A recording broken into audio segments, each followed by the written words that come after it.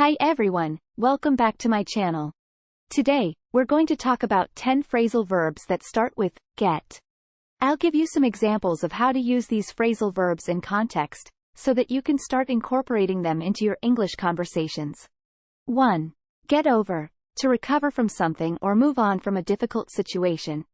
Example: it took me a while to get over my fear of public speaking, but I did it by practicing and taking small steps. 2. Get away, to escape or leave a place. Example: I can't wait to get away from the city and spend some time in the countryside this weekend. 3. Get out, to leave a place. Example: I'm going to get out of this meeting early so that I can make it to my next appointment on time. 4. Get in, to enter or arrive at a place. Example: we need to get in line early if we want to get good seats for the concert. 5. Get off, to leave a vehicle or mode of transportation. Example: I always get off the subway one stop early so that I can enjoy a nice walk before getting to work. 6. Get up, to wake up or rise from a seated position. Example: I usually get up at 6 a.m., but today I slept in until 8 a.m. because it's my day off.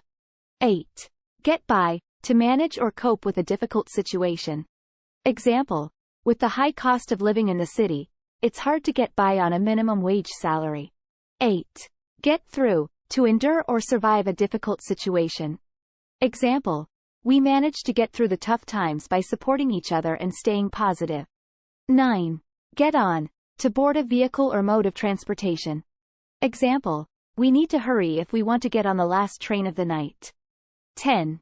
Get around, to travel from place to place.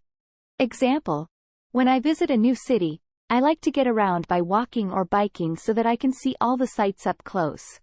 Thanks for watching this video on 10 phrasal verbs that start with get. I hope you found these examples helpful and that you'll start incorporating these phrasal verbs into your English conversations. Don't forget to like, comment, and subscribe to my channel for more language learning content. See you in the next video.